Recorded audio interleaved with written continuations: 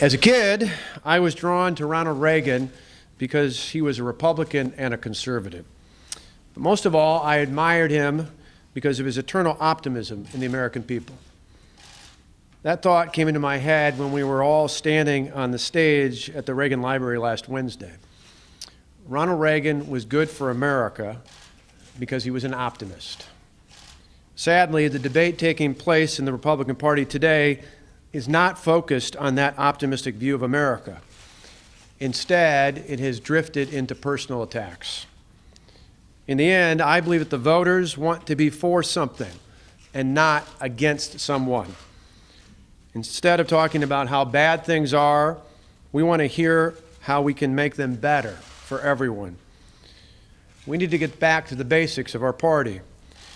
We are a party that believes that people create jobs, not the government. And the best way to grow the economy is to get the government out of the way and build it from the ground up.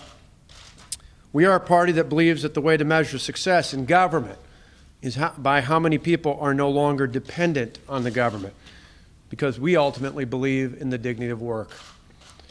We are the party that believes that a strong military leads to peace through strength, and that will protect our children and future generations, that good will ultimately triumph over evil.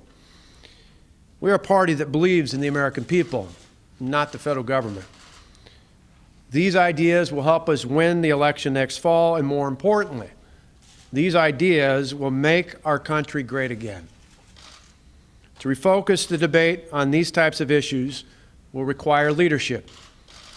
While I was sitting in church yesterday, the pastor's words reminded me that the Bible is full of stories about people who were called to be leaders in unusual ways.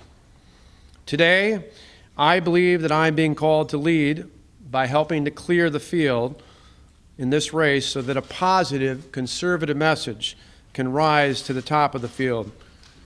With this in mind, I will suspend my campaign immediately. I encourage other Republican presidential candidates to consider doing the same so that the voters can focus on a limited number of candidates who can offer a positive, conservative alternative to the current frontrunner. This is fundamentally important to the future of the party and, more importantly, to the future of our country.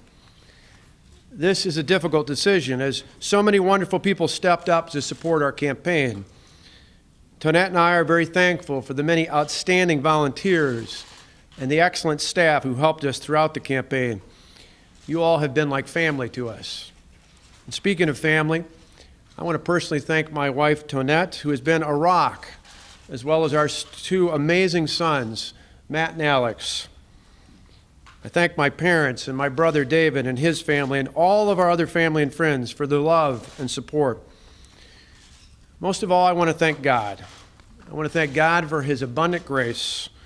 Win or lose, it has always been more than enough. Thank you.